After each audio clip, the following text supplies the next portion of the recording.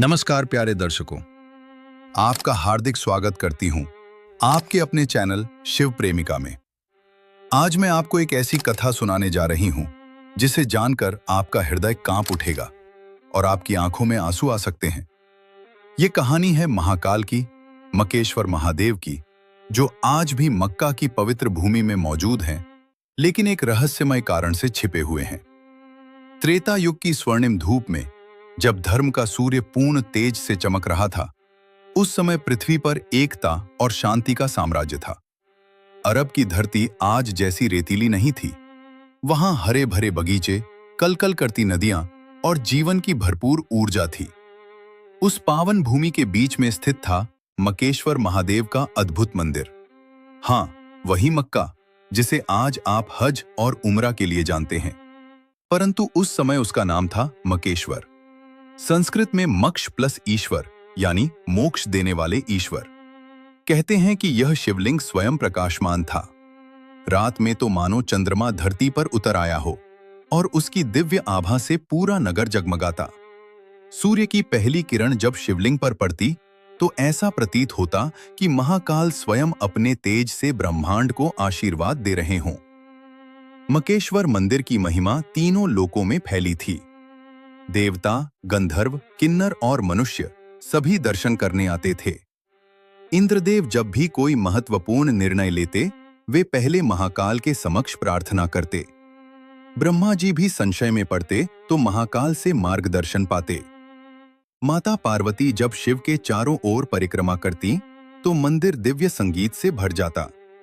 इस भूमि के निवासी भी शिव भक्त थे। वे 5 समय की पूजा करते, माथे पर तिलक, गले में रुद्राक्ष, जटा और भस्म का चिन्ह। हर दिन मकेश्वर महादेव के दर्शन करते। यह समय धर्म, अर्थ, काम और मोक्ष 4 पुरुषार्थों का समय था। लोग प्रेम और भक्ति में एकजुट थे। लेकिन समय का चक्र रुकता कहाँ है। द्वापर युग का अंत होने लगा। कलयुग की छाया धीरे धीरे पृथ्वी पर फैलने लगी। लोगों के हृदय में अज्ञान का अंधकार बढ़ने लगा। मकेश्वर नगर में भी बदलाव आने लगे। जो लोग पहले प्रेम से शिव की उपासना करते थे, अब केवल बाहरी रस्मों में उलझ गए। फिर आई वह अमावस्या की काली रात। कुछ अज्ञान लोग सोच बैठे कि यदि वे शिवलिंग को छुपा दें तो केवल वही इसके अधिकारी बन जाएंगे।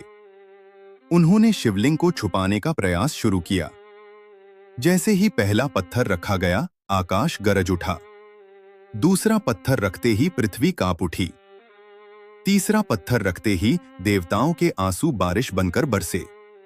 पर वे अज्ञानी लोग समझ नहीं पाए। अंत में जब शिवलिंग पूरी तरह छुपा दिया गया तो दिव्य आवाज गूंजी, हे मूर्खों, तुमने जो किया उसका फल तुम्हें भुगतना होगा। मैं यहां नहीं गया, बल्कि तुम मुझसे दूर हो गए। पर मैं तुमसे नाराज नहीं हूं। मैं सदा प्रतीक्षा करूंगा। महाकाल का हृदय करुणा से भरा था। माता पार्वती रोईं, लेकिन शिव ने मुस्कुराते हुए कहा, तुम मेरे दर्शन प्रत्यक्ष रूप से नहीं करोगे, पर गुप्त रूप से हमेशा मेरे स्मरण से मैं प्रकट हो जाऊंगा। समय बीतता गया। उन लोगों की पीढ़ियां भूल गईं कि वहां वास्तव में क्या छुपा है। मकेश्वर का नाम धीरे धीरे बदलकर मक्का हो गया। संस्कृत के शब्द भूल गए, परंतु कुछ परंपराएं आज भी वैसी ही हैं। परिक्रमा 7 बार, उसी दिशा में प्रार्थना। काना पत्थर जिसे आज हम हजरत अस्वद कहते हैं, वही शिवलिंग का प्रतीक है। कहते हैं यह शिव के आंसुओं से लोग वही शांति अनुभव करते हैं जो कभी शिव भक्त अनुभव करते थे। महाकाल आज भी वहां है। वे सर्वव्यापी हैं। चाहे आप उन्हें काशी विश्वनाथ, केदारनाथ या मकेश्वर में खोजें, वे हर जगह हैं। कोई धर्म, जाति या संप्रदाय उन्हें बांध नहीं सकता। शिव का संदेश सरल है। धर्म का अर्थ है प्रेम, करुणा और दया। धर्म का मतलब आपस में लड़ाई नहीं। जो लोग सच्चे हृदय से प्रार्थना करते, वे शिव के गुप्त दर्शन पाएंगे। आज भी वैज्ञानिकों ने पाया कि हजरत अस्वद केवल पृथ्वी का नहीं है। इसमें ऐसे तत्व हैं जो सामान्य पृथ्वी में नहीं पाए जाते। यह शिव की दिव्यता का प्रमाण है। शास्त्रों में लिखा है कि कलयुग समाप्त होने पर सत्य प्रकट होगा। उस दिन काला आवरण हटेगा और सभी धर्मों के लोग समझेंगे कि वे उसी एक परमात्मा की पूजा कर रहे हैं। इस कथा से हमें यह सीख मिलती है कि भगवान को कोई कैद नहीं कर सकता।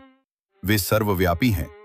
प्रेम, क्षमा और धैर्य का मार्ग ही हमें उनके करीब ले जाता है।